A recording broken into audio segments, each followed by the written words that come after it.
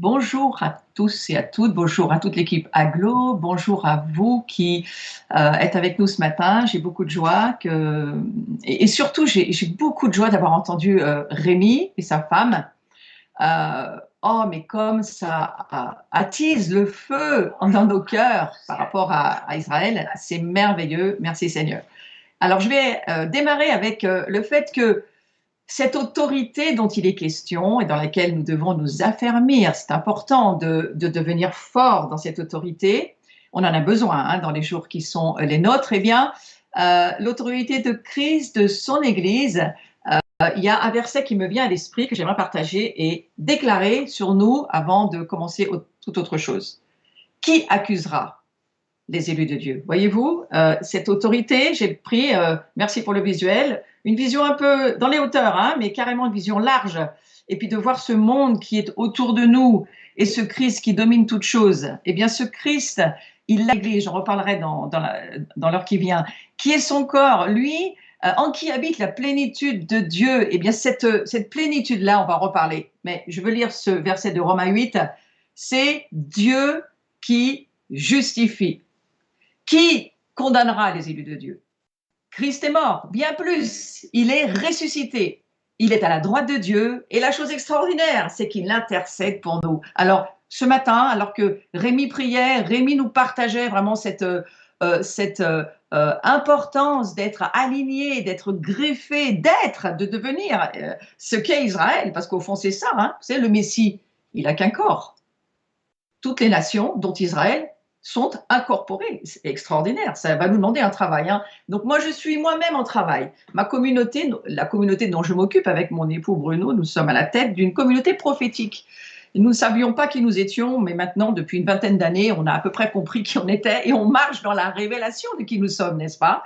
Et une des choses que Dieu nous a demandé, eh bien, c'est d'aller en Israël. Donc en 2003, nous avons commencé à aller en Israël et nous avons dû y retourner chaque année pendant jusqu'à ce que le confinement démarre, parce que maintenant c'est un peu compliqué. Mais nous avons fait ce pas d'obéissance, d'aller et de faire des voyages pour faire connaissance avec Israël, connaître Israël, mais pas seulement, et faire certaines actions prophétiques. Et ô combien, en réentendant ce matin Rémi, je me disais, Seigneur, c'est merveilleux, ta maison, c'est ma maison. Et mon cœur a brûlé pendant des années pour que je puisse faire d'Israël ma maison. Après, j'ai saisi que c'était vraiment le plus grand désir de Dieu, donc on était d'accord là-dessus. C'était merveilleux. Alors, ma déclaration pour aujourd'hui, je déclare cette parole sur toute la famille Aglo qui est connectée, tous ceux qui n'en font pas partie, mais qui en feront peut-être un jour partie, qui nous écoutent, notre famille, notre Église, notre communauté, notre nation, que cette déclaration soit la nôtre. Qui m'accusera? C'est Dieu qui me justifie.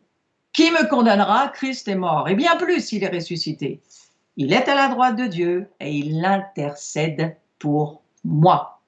Waouh, mais c'est extraordinaire. Moi, je suis extraordinairement impressionnée et dans la reconnaissance de mon cœur de savoir que dans le ciel, il y a un intercesseur, jour et nuit, nuit et jour. Il est dans son sanctuaire céleste.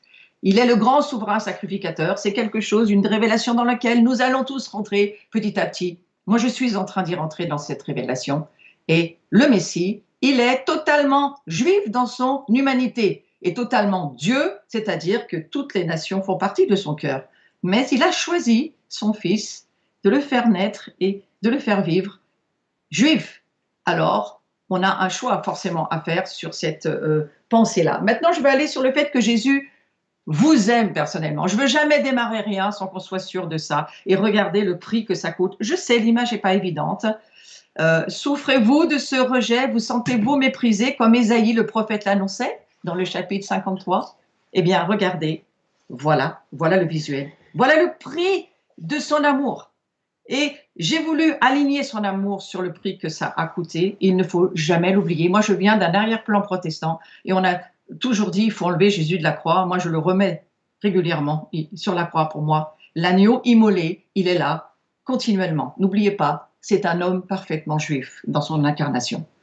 Et Ésaïe, le prophète, il le dit dans ce chapitre 53. Je vais juste lire un tout petit passage. Ce sont nos souffrances qu'il a portées. Ce sont nos douleurs qu'il s'est chargé. C'est de nos douleurs qu'il s'est chargé. Et nous l'avons considéré comme puni, frappé de Dieu, humilié. Mais mes amis qui écoutaient ce matin, c'est le prix de son amour. Qui pouvait faire une chose pareille, à part un Dieu qui nous aime profondément? Donc malgré tous ces miracles, Jésus a été rejeté, méprisé, son chemin accepté. Il y a de fortes probabilités que le nôtre ne soit pas accepté par tout le monde. L'appel de la France est un appel des premiers peuples. Bien sûr, l'Arménie a été la première nation chrétienne, mais la France, très liée d'ailleurs par la révélation que Jean a eue sur Patmos, quand Polycarpe, Jean a mis son cœur sur la poitrine de Jésus, et puis il a mis sa main sur Polycarpe, et puis ensuite Polycarpe a mis sa main sur Pothin, premier évêque de Lyon. Vous voyez qu'on a des liens extrêmement proches avec cet amour, cette écoute du battement du cœur de Dieu, de saisir, de vivre aussi, pas seulement les joies, mais les peines du Christ, les peines de Yeshua. Alors, c'est de nos douleurs qu'il s'est chargé, et nous aussi, d'une certaine manière, en tant qu'intercesseurs, nous allons avoir à porter un certain nombre de douleurs, et je crois que c'est une invitation à le faire. Mais que s'est-il passé sur cette croix? À un moment donné, Jésus dira, pourquoi m'as-tu abandonné? Eh bien, vous savez, ce n'est pas son fils qui l'a abandonné, mais c'est le fait qu'à l'échange qu'il y a eu entre la nature de péché que nous étions et sa nature divine, remplie d'esprit, cet échange de nature a fait que le Père a dû se détourner du péché, de la nature du péché. Parce que ce Fils portait notre nature de pécheur. Ça, c'est une des plus grandes nouvelles qu'on puisse écouter. C'est ce qui va asseoir notre autorité. C'est ce qui va faire que nous allons réaliser ce que Dieu, au travers de son Fils, a fait. C'est extraordinaire. Ce sacrifice à la croix. Non seulement il plaide au ciel, il est le grand sacrificateur, on va y revenir, mais il est lui-même le sacrifice. Vous voyez, à la fois l'intercesseur, le sacrificateur, et à la fois le sacrifice, une fois pour toutes. Tous les sacrifices de sang d'animaux, tout ce qui se faisait pour attendre, en attendant, c'était de la miséricorde que Dieu libérait au travers de ces sacrifices d'animaux. Je ne pense pas que ça lui plaisait tant que ça à Dieu. Mais il fallait cela, parce que la vie est dans le sang, il fallait trouver ce moyen, il a été trouvé jusqu'à ce que Jésus vienne. Et aujourd'hui, son sacrifice est suffisant, une fois, pour toutes, pour toujours. Wow, ça c'est vraiment une nouvelle extraordinaire. Si jamais tu as un poids de péché, tu n'as jamais vraiment donné ta vie à Jésus, c'est vraiment pour toi toujours un fardeau, sache une chose, c'est fait une fois pour toutes. Il t'aime tellement, c'est pour ça qu'il l'a fait. Donc Christ est mort, et bien plus, dira ce verset, il est ressuscité. Nous croyons en un Dieu vivant, et même si en ce moment vous traversez des moments difficiles, si vous êtes en proie au rejet, au mépris, peut-être à la douleur, au deuil, sachez que Jésus vous comprend parfaitement parce qu'il a été lui-même déjà rejeté et méprisé. Donc il y a vraiment besoin de saisissons ce matin. Moi, je vous invite à vous identifier à Jésus, à ses souffrances, à sa croix, parce que c'est un chemin bien difficile du chrétien, mais n'oubliez pas que c'est aussi le chemin de la victoire. C'est par ce chemin-là que nous avons la victoire. Notre nation est appelée à connaître pas seulement la joie de la résurrection, mais aussi les souffrances du Christ, de façon à ce que nous plaidions avec lui, avec compassion et miséricorde. Et moi, nous sommes en train d'y aller. Je crois qu'il s'est choisi un reste, il vous choisit, vous aussi, l'équipe Aglo et tous ceux qui écoutaient. Il y a un reste qu'il s'est choisi. Ésaïe, dans son premier chapitre, verset 9, va dire ceci.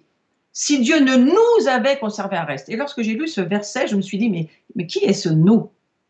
Et le Seigneur m'a dit, c'est toi et moi, nous, je nous ai, parce que tu es assis avec moi dans les lieux célestes, mais je dois t'expliquer que c'est grâce à moi que tu es là, et que ce reste que je me suis conservé, eh bien, je crois que c'est le reste que nous sommes aujourd'hui, à la fois juif et à la fois qui va rencontrer, messianique aujourd'hui, qui a rencontré son Messie, et à la fois nous qui avons rencontré Jésus. Nous sommes ce reste, et nous avons une immense responsabilité par rapport à l'autorité que Dieu nous donne. Nous allons y revenir. Donc Christ, il règne déjà, et le fait de savoir que Christ règne déjà, alors j'ai voulu, excusez-moi pour certaines images, ça peut choquer certains, on n'aime pas trop les images dans le côté évangélique, mais moi j'aime les images parce que ça veut dire quelque chose, les images.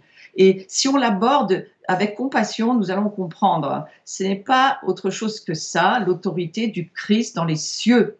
Hein? Et de savoir que Christ règne déjà, c'est un facteur qui va nous permettre d'avoir une bonne attitude face à l'avenir. Ça va changer notre façon d'être face à ce qui arrive. Si nous avons la révélation qu'il est dans les cieux, il intercède pour nous, il est sur un trône, il a la majesté, la gloire, toute chose, le sceptre de l'autorité absolue, c'est lui qui l'a. Ça nous fait tellement penser à Esther, hein, qui va s'approcher du grand roi des rois, perse, lui, c'est pas Dieu, mais quand même, il a un sceptre d'autorité. Et au moment où Esther va toucher ce sceptre, waouh, il va se passer des choses impressionnantes. Hein. C'est à partir de là où l'autorité va être donnée sur Esther et Esther va pouvoir faire ce travail et devenir plus tard reine. C'est ce qui nous attend aussi. Donc, le fait de réaliser qu'il est le roi de l'univers, qu'il régnera toujours, qu'il est éternellement assis sur ce trône, je mets dans notre vie ce matin un fondement positif, vous voyez. Il est la puissance. Quelle est l'extraordinaire grandeur de la puissance qu'il met en œuvre en notre faveur. Dieu est en notre faveur. Et Éphésiens chapitre 1, et je vais aller quelques versets plus loin, je dirais 21, quelque chose comme ça. Là, le Christ est placé bien au-dessus de toute autorité, de toute puissance, de toute domination, de toute souveraineté, au-dessus de tout nom qui puisse être cité, non seulement dans le monde présent, mais aussi dans le siècle à venir. Il est au-dessus de tout ce qui existe. Ça, c'est un fondement positif. Donc, Paul essaye de nous dire, mais ouvrez vos yeux, parce que regardez l'immense puissance de Dieu. Elle est disponible. Pour qui? Pour ceux qui croient. C'est juste le critère de base. Pour ceux qui croient en mon nom, ils chassent les démons. Ceux qui croient en mon nom guérissent les malades. Ceux qui croient en mon nom ressusciteront les morts. Ceux qui croient en mon nom, ils vont faire le travail du ministère. Ils vont ouvrir des portes, fermer des portes, prendre autorité sur des villes, sur des lieux. Ils vont faire ce que Dieu leur demande. Alors, bien entendu, on ne fait pas ce qu'on veut. On va faire ce que Dieu va nous dire. Le peuple prophétique est un peuple qui doit entendre la voix de Dieu. C'est fondamental. Notre autorité, je le dis pour ne pas l'oublier, mais notre autorité vient de notre intimité. C'est à partir de là, à partir de là, que nous allons pouvoir exercer l'autorité selon l'écoute, selon ce que nous entendons. Alors j'aime beaucoup ce visuel qui est là. Jésus est au ciel. Il est en notre faveur. Est-ce que vous pouvez saisir? Il y a ce trône, mais il y a aussi ce Christ, ce Yeshua, parfaitement homme juif incarné, parfaitement Dieu qui est au ciel. Et il est placé au-dessus de toutes les puissances, de toutes les dominations. Alors là, je reviens au fait sur le visuel 5, je crois que c'est là où on en est. Maintenant, le visuel 6, le niveau d'autorité de Christ. Cette image, parce que simplement, voilà, souvenez-vous-en, moi ça m'a parlé lorsque j'ai vu cette image, j'ai cherché quelque chose pour nous dire, mais comment montrer cette autorité? Eh bien voilà, non pas pour nous écraser, mais pour montrer l'ampleur, cette puissance, Dieu l'a déployée dans toute sa force, Dieu a exercé sa puissance en ressuscitant Christ, Yeshua, d'entre les morts, cette même puissance qui a sorti Jésus-Christ du tombeau, il l'a exalté au plus haut des cieux. Donc maintenant, cette puissance-là, est à notre disposition pour nous qui croyons. Et je vous rappelle que pour croire, il faut se repentir. Il faut changer notre mentalité, changer notre façon de voir les choses, la perspective que nous avons de notre identité. Alors, dites-vous une chose, je vous parle de Jésus, mais je suis aussi déjà un peu en train de parler de vous dans notre nouvelle identité. C'est ce que nous sommes, puisque nous sommes en lui et qu'il est en nous. Waouh! Mais on doit d'abord parler de lui. Donc, il est placé au-dessus de toutes les puissances et autorités de l'univers. Et c'est tellement extraordinaire d'y penser. Bien que cela soit réel, nous ne devons pas oublier que la puissance et l'autorité que Dieu accorde à Jésus sont d'un niveau beaucoup plus élevé. Ouais. L'autorité et la puissance accordées à Jésus par Dieu, je le redis, sont au-dessus de toute domination humaine. C'est important pour aujourd'hui. Vu ce qui se passe dans nos gouvernements sur la terre, nous devons absolument l'autorité et la puissance accordées à Jésus par Dieu sont au-dessus de tous les gouvernements humains, de toute autorité humaine. C'est quelque chose qui doit être révélé dans notre esprit et ne jamais avoir à revenir dessus. Je trouve extraordinaire que Dieu nous dise qu'au fond, cette puissance, cette autorité, il le donne à l'Église. À l'Église. Et j'ai aimé ce visuel. Christ est placé au-dessus. Vous voyez, tout nous parle. Moi, je vous le redis, d'un arrière-plan où il n'y avait pas droit à l'image, on peut dire ça comme ça aujourd'hui. Eh bien, moi, je me donne un droit à l'image parce que ça parle. Nous sommes une nation qui avons porté l'histoire de l'Église avec un relais, bien sûr, nous avons relayé tout ce qui s'est passé aussi en Israël et à Jérusalem, bien entendu, mais aujourd'hui, nous continuons à porter. Et je suis née, pour la petite histoire, je suis née à Bar-sur-Aube. Et j'avais été invitée l'année dernière, et le signe impressionnant, c'était donc juste au moment où le confinement a démarré, j'étais invitée le 19 avril. Eh bien, ça, vous ne le savez pas, mais je vous le dis, le 19 avril, c'était le jour de mon anniversaire. Et j'apprends que la conférence se passe à Troyes. Et Troyes, eh bien moi, je suis née à Bar-sur-Aube. Donc, je savais que là où j'étais née, c'était juste à côté de Troyes. C'était un petit signe pour me dire, c'est peut-être finalement vraiment une invitation pour toi. J'aurais été trop contente d'aller visiter ma région. Je n'y suis pas retournée depuis que j'y suis née. J'y suis restée que 7 ans. Mais à côté de ça, j'avais aussi entendu dire que Rachid était dans le coin. Et Rachid a dit quelque chose. Je voudrais vraiment faire un lien avec ce qu'on nous a partagé ce matin. Rachid, il m'a fait découvrir une chose, parce que je savais qu'il avait beaucoup parlé concernant la France. C'est lui qui a dit que la France, le mot pour parler de la France, c'est le mot Sarepta. Donc vous repensez à la veuve de Sarepta, ou le mot Tsarfat. Oui, les Tsarfatis, c'est qui les Tsarfatis? C'est les Français qui vivent juifs en France. Et eh bien, j'étais tellement contente de comprendre que Tsarfati, la France, cela signifie aussi la forge. Vous comprenez notre appel de porter la parole prophétique, de la laisser se forger en nous. Nous sommes une forge, la France. Moi, je vis à Saint-Étienne, c'est une ville de la forge. Donc, nous n'avons pas un message, hein. Nous sommes le message. Donc, ce message que je vois se dérouler, et je me dis, avec les petits signaux qui sont mis devant moi, oui, je marche bien toujours sur mon chemin. Parce que je suis une ville qui avons un appel pour le combat spirituel. Nous étions la ville qui forgions et qui faisions toutes les armes pour le roi à l'époque où c'était le fait de le faire. Et aujourd'hui, je me dis, waouh, mais Seigneur Jésus, c'est merveilleux de savoir que toi, tu domines au-dessus de tout ça et que tu renverses les choses pour nous amener à rentrer dans notre destinée. Chaque ville doit rentrer dans sa destinée, chaque région doit rentrer dans sa destinée, chaque nation doit rentrer dans sa destinée et nous en avons la responsabilité. Donc cette autorité, Christ, eh bien, il partage son règne, il partage aussi son trône, il partage aussi son gouvernement. Le verset suivant, le visuel suivant, car il faut qu'il règne jusqu'à ce qu'il ait mis tous ses ennemis sous ses pieds. Jusqu'à ce que, eh bien, nous sommes dans ce jusqu'à ce que qu'il ait mis tous ses ennemis. Et c'est extrêmement important. Jésus règne déjà à présent. Il régnera jusqu'à ce que tous ses ennemis soient sous ses pieds. Je vous rappelle qu'il a toute puissance, toute autorité. Jésus n'abdiquera jamais de son trône.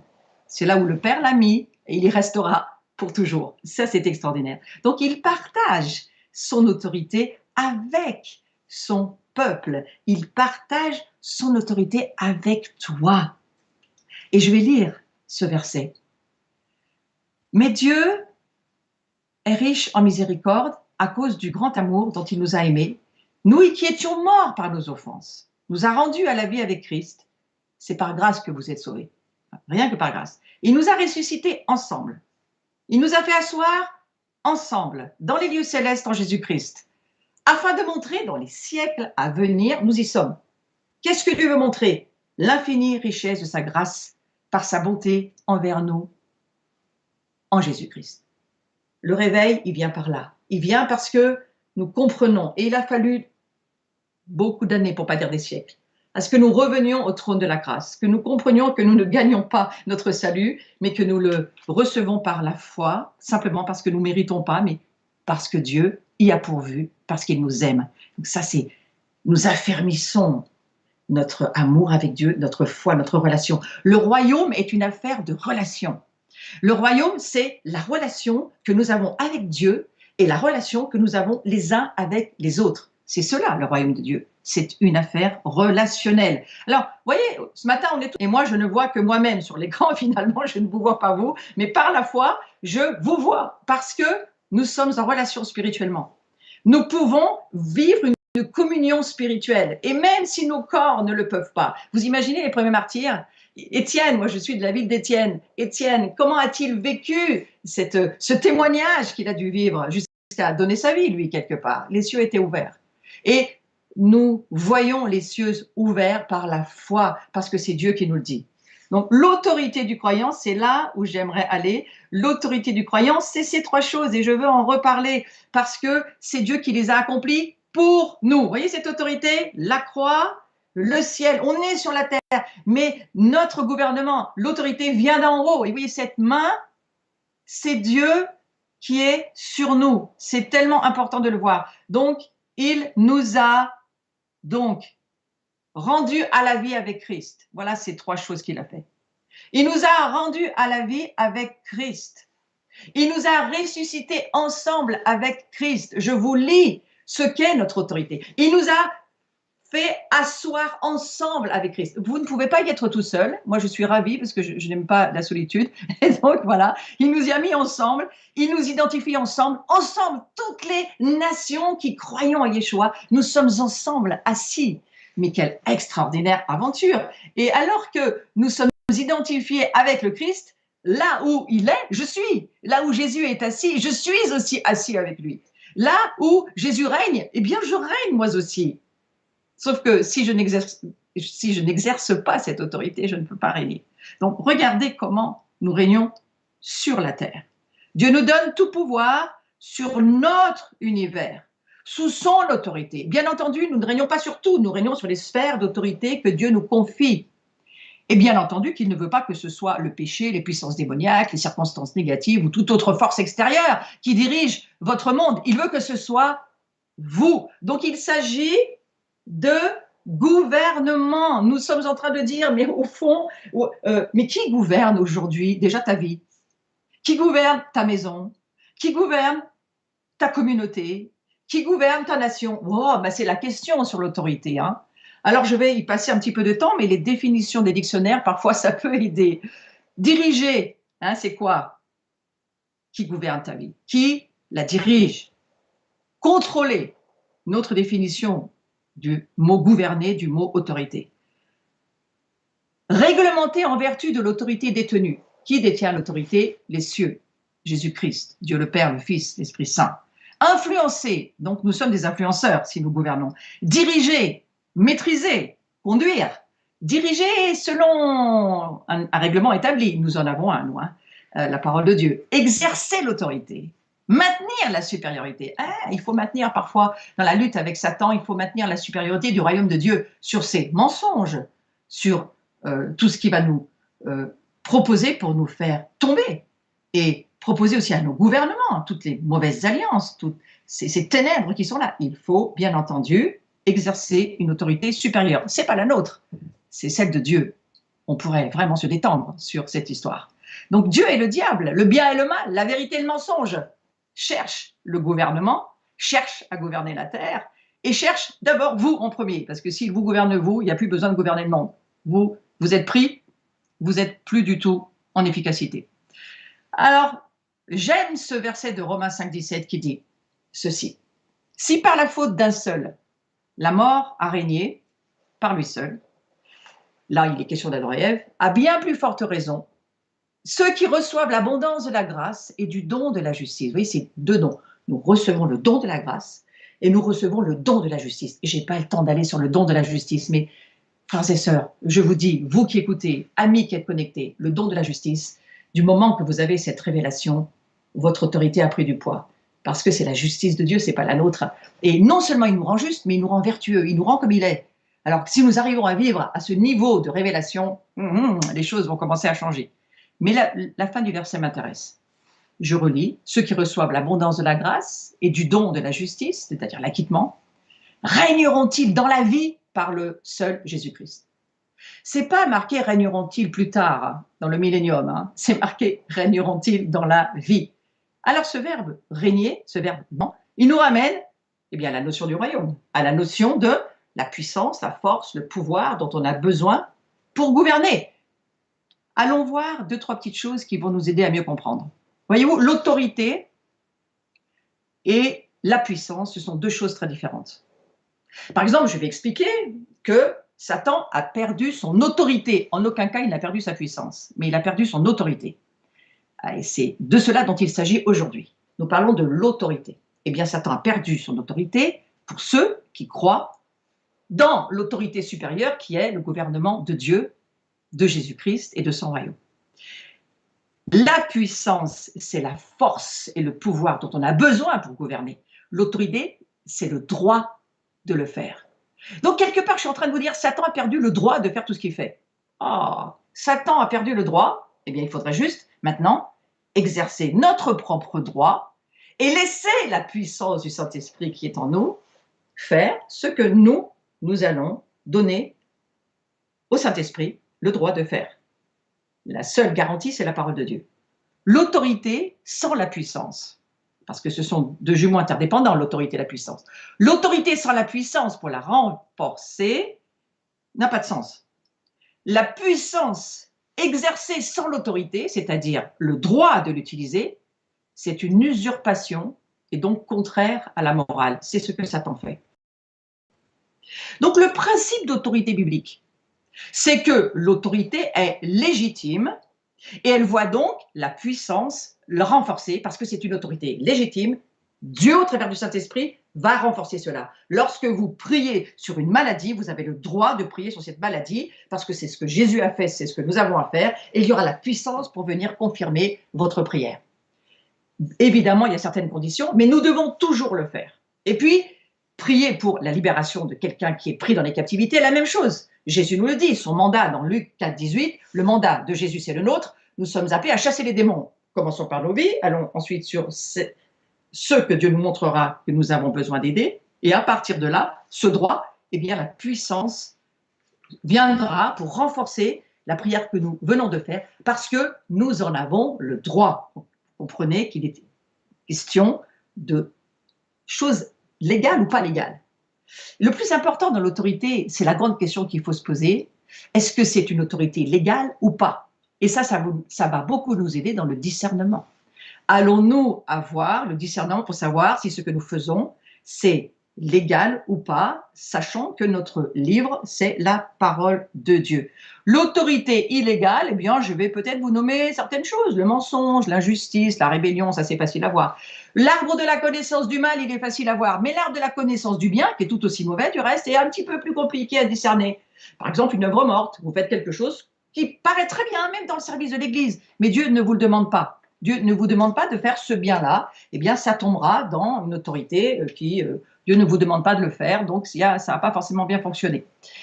La définition de la sorcellerie, c'est la suivante. C'est une autorité illégitime, soutenue par un pouvoir illégitime. Ça, c'est la définition de la sorcellerie. C'est une forme d'autorité illégitime. Et c'est en cela que nous avons grande responsabilité pour faire taire l'ennemi. Il n'a aucun droit sur nous, sauf une autorité illégitime.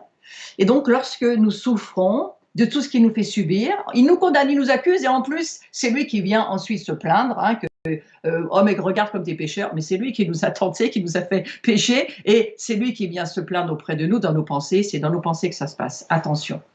Tout le combat est entre nos deux oreilles. Il y a une guerre civile dans nos pensées. C'est un immense sujet sur lequel je ne peux pas aller, mais ce combat-là est dans nos pensées et il nous faut un renouvellement de l'intelligence, un renouvellement de nos pensées pour que nous puissions entendre la volonté de Dieu.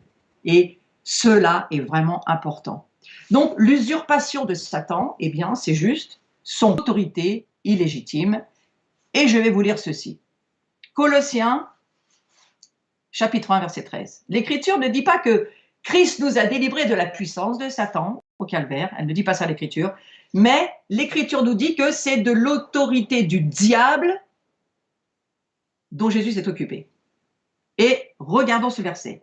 Qu'il nous a délivrés de la puissance des ténèbres et nous a transportés dans le royaume du Fils de son amour. Ça, c'est la version seconde 1910 qui nous dit ceci. Elle nous dit, nous a délivrés de la puissance des ténèbres, sauf que ce n'est pas le bon mot. Le bon mot, c'est, il nous a délivrés, Jésus, de l'autorité des ténèbres. Et ça pourrait nous mettre dans la confusion si nous ne comprenons pas bien. C'est ce fameux droit, cette autorité légitime. Nous avons reçu les clés d'autorité légitime que Satan nous avait usurpées, on va dire ça comme ça. La version de Matthieu 28, 18, la même chose. Jésus s'étant approché leur par là ainsi, tout pouvoir, pouvoir, de quoi est-ce qu'on parle là? On parle d'autorité. Exousia en grec, c'est l'autorité. Cette autorité a été donnée, nous a été donnée dans le ciel et sur la terre. Des bons mots, hein, bien nommer les choses, ça nous aide. Hein. Mais à mal nommer les choses, on rajoute beaucoup au malheur du monde. Hein. Et ça, attention, il faut avoir une certitude des mots. Et notre famille messianique vient beaucoup nous aider sur ce sujet. Je ne parle pas l'hébreu, mais elle, c'est son cas. Donc, elle vient nous aider dans beaucoup de choses. Et qu'elle soit bénie, cette famille messianique. Voilà. Donc, il y a un détail d'importance. J'aimerais relire ceci. Si on est délivré de l'autorité de Satan, et si nous recevons une autorité plus grande dans le nom de Jésus, il y a des si, mais oui, ils sont là quand même. Nous avons donc reçu l'autorité de Satan, j'enlève les si. Nous avons reçu une autorité plus grande, nous avons été délivrés, pardon, de l'autorité de Satan, et nous avons reçu une autorité plus grande dans le nom de Jésus. Alors, que faut-il faire? Eh bien, il faut l'exercer, cette autorité. Et c'est ce que la parole de Dieu nous dit. Utilisons notre autorité contre l'autorité qui n'est plus, donc contre la puissance de Satan. Luc, chapitre 10, verset 19, ça c'est le verset qui est entouré dans ma Bible du jour où j'ai eu cette révélation. Voici, je vous ai donné l'autorité, exousia, l'autorité, hein, le droit légal, de marcher contre les serpents et sur les scorpions, et sur toute la puissance dynamis, là c'est vraiment la puissance de l'ennemi. Donc le droit légal nous donne l'autorité de marcher sur la puissance du diable. Et rien ne pourra nous nuire. Waouh, mais merci Seigneur. Comprendre ce qu'est l'autorité et l'exercer, c'est ce qui va déterminer notre victoire. Comprendre que nous ne nous battons pas pour la victoire. Nous nous battons depuis la victoire, mais nous apprenons sur cette terre à gouverner, à diriger, à influencer les sphères d'autorité que Dieu nous demande de faire. Et au travers de l'exercice de l'autorité, nous avons le droit légal de le faire parce que c'est la parole de Dieu qui nous le dit. Et nous allons sur ce verset de Matthieu 16, 19, très important sur ce sujet. Jésus a dit qu'il nous donnait toute autorité. C'est quoi l'autorité? C'est les clés. Ce sont des clés qui ouvrent les portes, qui vont faire qu'on va pouvoir avancer et, s'il le faut, aller piller l'enfer. Un réveil, ça vient aussi comme ça. Ça vient parce que l'autorité monte, la présence de Dieu vient. Et dans la présence de Dieu, il n'y a plus d'enfer. Dans la présence de Dieu, il n'y a plus que Dieu. Et c'est de cela dont il est question dans ces jours, lorsque nous avons cette invitation à monter dans l'adoration. Pourquoi? Parce que c'est dans l'adoration, c'est dans la communion des esprits avec l'Esprit de Dieu. C'est là que nous entendons, c'est dans la pratique de la présence de Dieu que nous entendons Dieu. Écoute, écoute, écoute, c'est le premier commandement. Hein. Ensuite, il faut écouter et garder l'alliance. C'est pourquoi Israël est tellement important. Si nous n'avons pas l'alliance avec Israël, vous savez, souvent je prends cette image, elle est très simple. Hein. Vous préparez un arbre de Noël, qui d'ailleurs n'existe pas réellement, mais bon, on parle de Noël parce que tout le monde comprend. L'arbre de Noël, il est là avec ses boules, ses guirlandes, tout ça, il est posé sur un...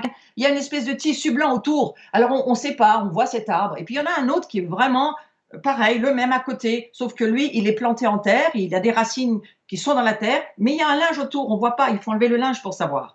C'est le cas de l'Église. Si l'Église est plantée avec ses racines dans sa véritable histoire, dans sa véritable source, et que toute son histoire commence, non pas seulement même dans l'Ancien Testament, mais commence dans cette révélation hein, de qui est Jésus-Christ, l'agneau immolé, mais il est parfaitement juif en tant qu'homme. Si nous comprenons toute notre histoire, nous allons pouvoir avoir beaucoup plus d'autorité. C'est très important. Donc il y a aussi cette histoire de clés, j'y reviens, je te donnerai les clés du royaume des cieux. Ce que tu liras sur la terre sera lié dans les cieux. Ce que tu délieras sur la terre sera délié dans les cieux. C'est du gouvernement, c'est des affaires de clés. Le terme lié, ça veut dire quoi? Eh bien, ça veut dire un peu le sujet de cette conférence. Le verbe déo, hein, qui signifie attacher, maintenir quelque chose en place, comme une chaîne ou une corde. Donc, nous avons l'autorité d'attacher certaines choses. Moi, j'attache l'Église de France à Israël et je prie que les cordes d'amour, de miséricorde, la greffe prennent. Ça, c'est une façon de gouverner dans l'intercession prophétique. Mais vous pouvez de la même chose détacher des gens du péché, dans la prière que vous faites pour eux. Mais Seigneur, vraiment, je prie pour que les cordes qui tiennent cette personne soient déliées au nom de Jésus et que la sorcellerie ne la tienne plus. Ça aussi, c'est une prière de gouvernement. Donc, ce qui détermine notre victoire, c'est vraiment de comprendre ce qu'est vraiment l'autorité, mais pas seulement, de l'exercer. J'aime à dire, on peut faire beaucoup de choses. On peut retarder une mort prématurée, hein, on peut interdire une maladie, ne nous gênons pas. On peut détruire tous les cycles de malédiction, c'est le bon moment pour le faire. On a beaucoup de choses à faire, mais il faut entendre. On ne fait pas ce qu'on a envie, il faut entendre la voix de Dieu. Et la voix prophétique a besoin d'être complètement réalignée avec le cœur de Dieu. Dans notre intimité, dans l'adoration, nous allons entendre de mieux en mieux et notre autorité telle qu'elle est aujourd'hui, va prendre du poids, va s'affermir, va s'attacher, va devenir plus forte, plus puissante. Ouais, je crois que c'est le projet de Dieu. C'est un excellent projet pour nous. Moi, j'invite tout le monde à y participer. Et c'est formidable parce que, voilà, le fait de se soumettre à Dieu, c'est quelque chose qui détruit les droits de l'ennemi sur nous. En nous soumettant à Dieu, le diable fuit. Hein, et c'est formidable d'y penser. Soumettons-nous de plus en plus, abandonnons notre vie dans pensons comme Dieu pense. Laissons la parole de Dieu prendre racine en nous et c'est comme cela que l'autorité va aussi pouvoir grandir. Je vais aller un petit peu plus vite sur le sujet parce que j'aimerais aller sur ce choix nous appartient. Hein. Libérer l'autorité ou le droit de régner, c'est notre choix. C'est une prière, ce que j'appelle la prière gouvernementale. C'est une prière que Dieu nous demande de pratiquer. C'est extrêmement important. Gouvernons de sa part. Ouais. Nous devons avoir foi, et je le redis, que Christ a toute autorité sur la terre et qu'il peut nous utiliser. Il le veut afin que nous exercions son gouvernement. Et il n'y a personne d'autre que nous pour le faire. Souvent, les personnes me disent, mais où se trouve Jésus? Écoutez, Jésus est assis à la droite de Dieu, c'est très clairement dit dans l'Écriture, et il règne depuis son 3e ciel sur les mondes. Mais sur la terre, il nous a choisis pour dominer. Et il n'a pas changé son plan. Il n'a pas changé d'avis, il n'a pas changé ce qu'il avait décidé de faire. Il a décidé que nous allions être coopérants avec lui, participants de sa nature divine. Il ne veut pas gouverner tout seul sur la terre. Parfois, je me dis, ça serait tellement plus simple. Mais non, c'est pas ce que Dieu veut. Il veut nous apprendre à gouverner avec lui parce que je crois qu'il a une idée derrière la tête que j'ai fini par comprendre. J'ai fini par comprendre qu'un millénium arrive. Irénée est d'accord avec moi, Saint Irénée, 2e siècle après Jésus-Christ, les premiers chrétiens, il y avait déjà des discussions, est-ce qu'il va y avoir un millénium, est-ce qu'il ne va pas y avoir un millénium? Nos pères de l'Église, certains avaient la révélation, Irénée l'avait, il va y avoir un millénium, il va y avoir un temps de 1000 ans. Alors, moi je ne peux pas vous dire le calendrier de Dieu, mais je peux vous dire qu'il s'appelle le millénium dans la parole de Dieu, et nous allons régner avec Dieu. Et Dieu est intéressé que nous puissions rentrer dans ce mystère de son règne, c'est pour ça qu'il nous invite à monter, monter, monter, pas seulement pour entendre sa voix, mais pour découvrir aussi un petit peu mieux de son royaume et de qui il est. Et là-dessus, on a beaucoup, beaucoup de progrès à faire. Mais écoutez, voilà, c'est dit dans la Bible, on va de gloire en gloire, on va de révélation en révélation, et c'est l'amour du Seigneur qui nous le permet. Moi, c'est mon amour pour lui qui me fait y aller. Moi, j'aime tellement Jésus, j'ai de plus en plus envie de savoir qui il est, de comprendre comment ça fonctionne. Ouais, je suis assis sur son trône, mais le trône, c'est quoi? C'est pas seulement un trône. Je pense que c'est un lieu, c'est un endroit où on comprend, on commence à voir ses plans et ses projets. Et regardez Esther. Si Esther avait été dans sa propre sagesse, je pense qu'elle aurait tout foutu en l'air et qu'elle n'aurait pas du tout pu rentrer dans les plans de Dieu. Mais elle s'est préparée, elle a écouté, elle a pris son temps, ça a été tracé dans la mire, hein, elle a vécu ses morts, elle a vécu ses renoncements. Finalement, elle est arrivée à la royauté.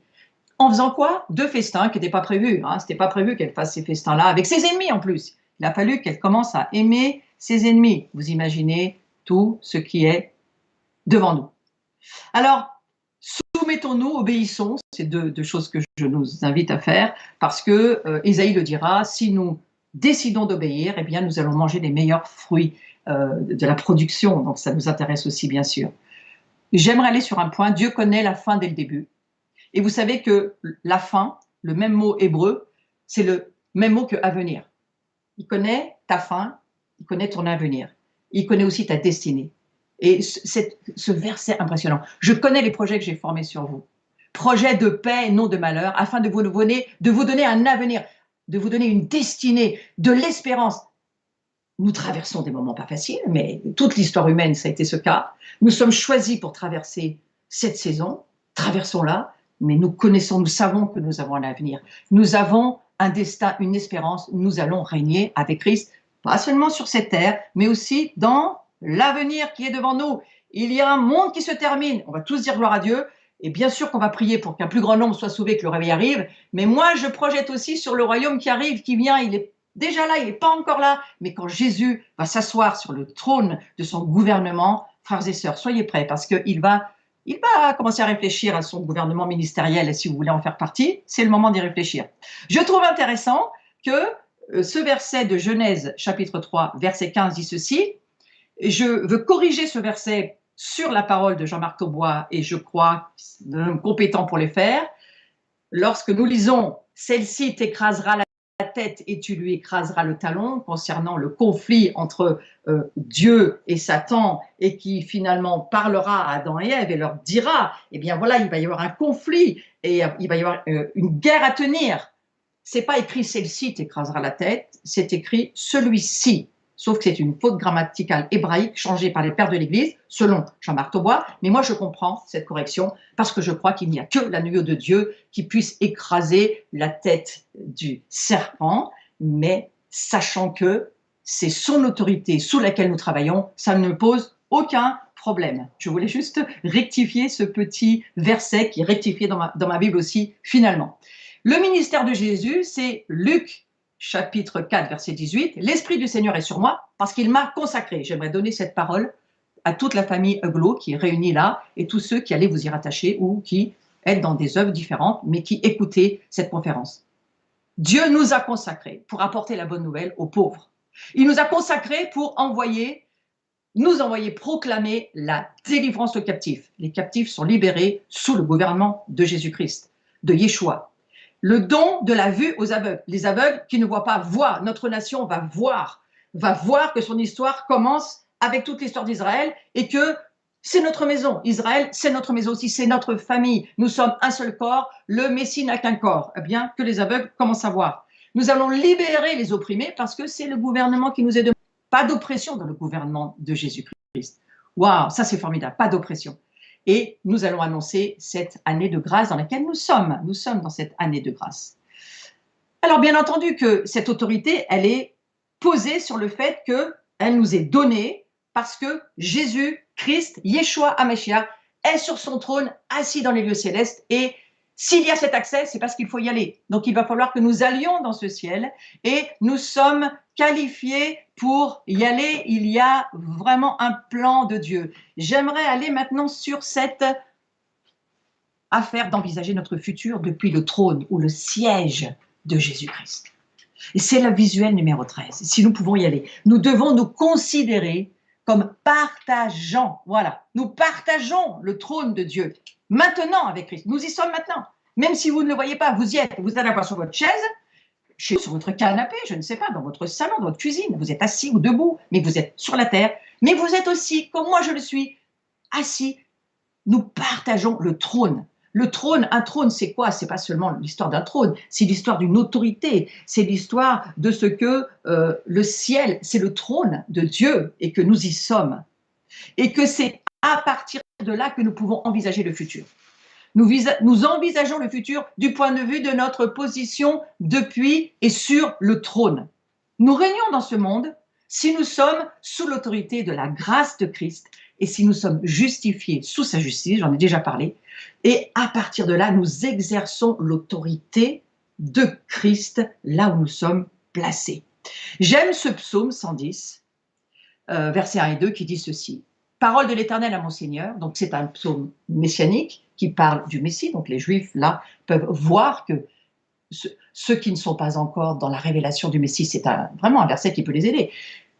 Parole de l'Éternel à mon Seigneur, assieds-toi à ma droite jusqu'à ce que je fasse de tes ennemis ton marchepied. Donc voyez, nous sommes assis, les cieux, c'est le trône de Dieu, Le marchepied, c'est la terre, c'est là où se trouvent nos ennemis, et nous avons cette autorité. Le gouvernement se trouve dans les cieux, il ne se trouve pas sur la terre. Et ensuite, ce visuel qui dit « L'Éternel étendra de Sion le sceptre de ta puissance ». C'est quoi Sion?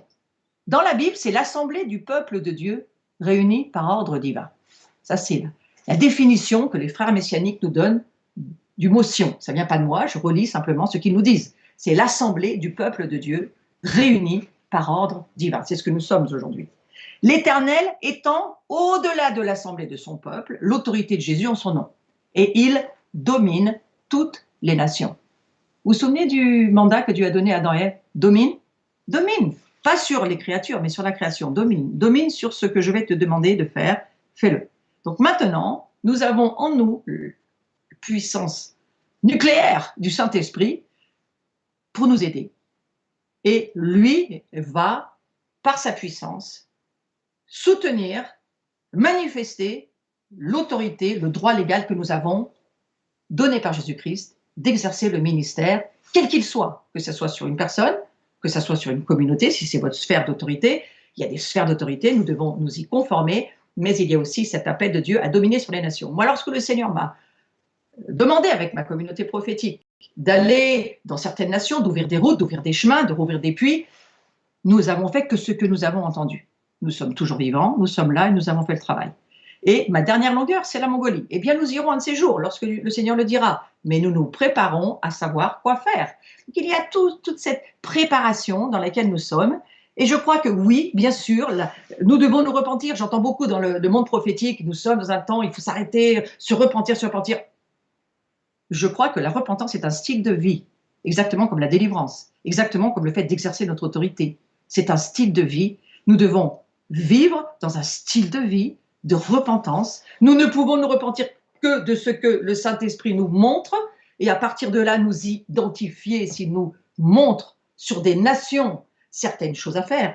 Moi, j'ai tellement travaillé sur l'Arménie, c'est un peuple que j'aime énormément, j'ai des Arméniens dans ma communauté, et nous sommes allés en Arménie, nous avons beaucoup, et nous continuons à prier pour l'Arménie. C'est un défi, il y a quelque chose sur l'Arménie. Vous savez, dans le monde prophétique, on dit toujours, là où il y a un gros dragon, il y a un trésor. Alors, si vous avez des problèmes avec le dragon, eh bien, cherchez le trésor, il est quelque part. Ouais, c'est important. Mais le sacerdoce qui est le nôtre, la royauté à laquelle nous sommes appelés, c'est notre responsabilité. Donc aujourd'hui, moi, je suis en travail, hein, je suis en chantier, en travail, mais je suis en travail d'accouchement. Et j'ai en moi des choses que je porte, qui ne sont pas encore en train d'être à l'heure pour la vie, donc je les porte de l'intercession. Il y a des choses qui ont déjà été mises à la naissance, et il y a d'autres choses que je vais bientôt porter. J'entre dans une dimension que je ne connaissais pas. On entend beaucoup dire il faut passer au-delà du voile.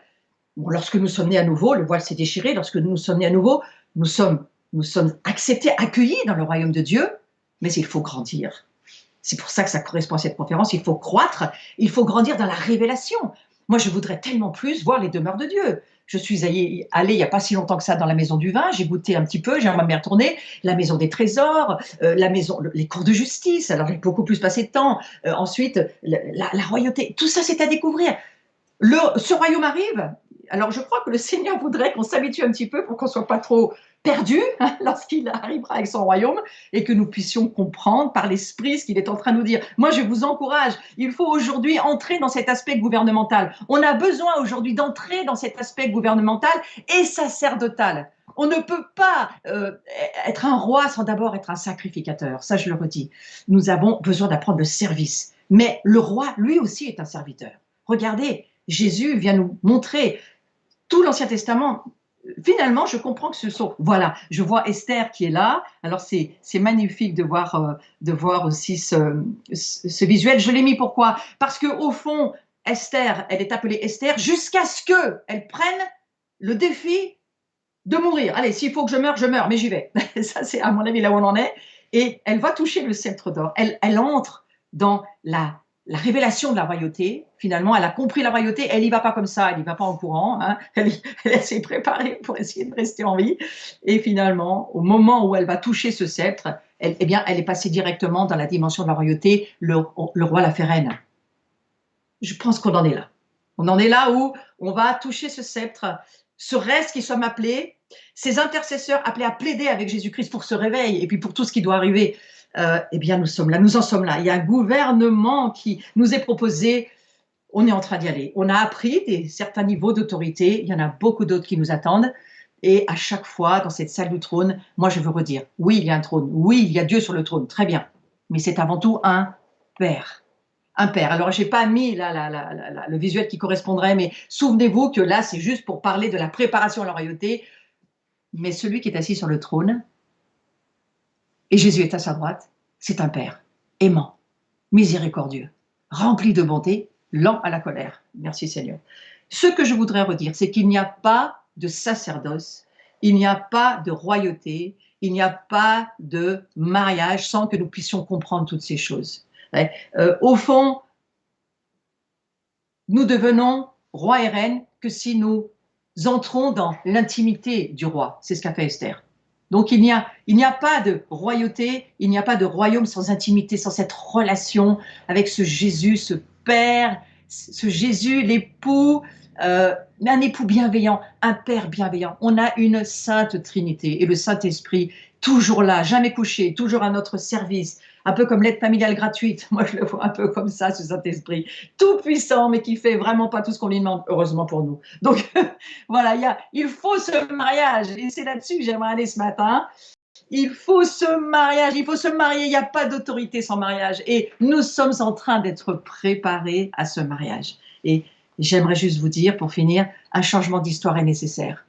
Il faut un changement d'histoire. Ah, il faut vraiment un changement. J'ai aimé ce Christ que nous sommes. Identifions-nous à ce qu'est en train de faire Jésus, là, Yeshua, un changement d'histoire parce que c'est nous qui allons changer l'histoire. Nous avons besoin de réapprendre certainement, d'apprendre pour certains, de changer certaines choses. Nous avons besoin d'écouter la voix qui se lève en ce moment avec nos frères juifs messianiques. Nous avons besoin d'écouter ce qu'ils nous disent, de nous réaligner. Moi, ça fait 10 ans que j'essaie de me réaligner parce que je viens d'un monde où il n'y avait ni alliance, ni culte, ni rien. Donc voilà, aujourd'hui, Dieu nous fait cette grâce. Il nous met un mot érade que je ne comprends pas. C'est un mot mystérieux où Dieu, de toutes les nations qui vont croire dans le Messie, Yeshua, il nous fait un dans notre complémentarité, notre pluralité, notre diversité. Nous devenons un peu comme dans le mariage finalement. Nous restons nous-mêmes, mais voilà, nous créons quelque chose et l'enfant arrive et on se dit « Ah, il te ressemble, il me ressemble ». Moi, c'est un peu ça que je vis en ce moment. Je veux apprendre à aimer ce Messie et tout son corps, pas seulement le Messie, mais tout son corps. Donc, je m'applique à ouvrir mon cœur à la Corée, aux Chinois, aux Américains. Excusez-moi pour tous ceux que je n'ai pas nommés, il y en a trop.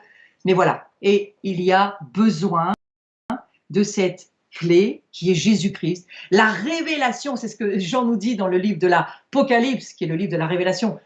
Si nous connaissons Christ, si nous entrons dans la révélation de qui il est, un agneau immolé avant la fondation du monde, c'était déjà fait. C'est pas Dieu qui a trouvé un plan de sauvetage par hasard. Tout était dans le cœur de Dieu. Et cet agneau, c'est en le connaissant dans le terme hébraïque, comme Adam connut Ève, en le connaissant dans la communion de notre esprit avec lui, lorsque cette autorité va s'installer en nous parce que nous saurons qui il est, nous saurons qui nous sommes, c'est à partir de là que nous allons commencer à voir le monde changer. Il me reste combien de temps? Je veux juste prier. Est-ce que je peux prendre le temps juste un petit peu de prier? J'ai entendu quelques petites choses pour nous. J'aimerais juste les prier rapidement, si vous voulez bien, si on me le permet.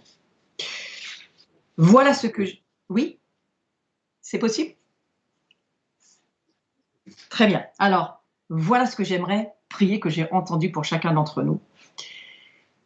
Nos lignées et nous-mêmes, bien sûr, nous avons tous gravement péché et c'est certainement ce qui pose problème à l'autorité qui est la nôtre à l'heure actuelle, mais qui a besoin d'être libérée aussi quelque part.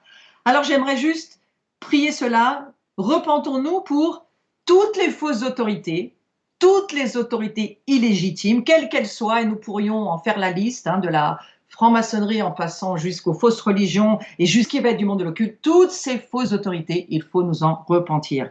Et je rejoins Martine, lisez ce livre sur la repentance que j'ai lu moi-même, j'ai fait toutes les prières, il faut les faire, c'est un super nettoyage de printemps, faites-le. Et puis ensuite, Il nous faut renoncer à nous y soumettre. Donc, renonçons-y. Renonçons à nous soumettre à toutes ces fausses autorités et surtout, pardonnons-leur. Parce que tout ce qui est du domaine de l'abus, tout ce qui est du domaine du contrôle, tout ce qui est du domaine de la domination, de l'intimidation, Satan a travaillé avec ça sur nos vies pour que nous puissions nous enfermer sur nous-mêmes et ne plus faire confiance à personne.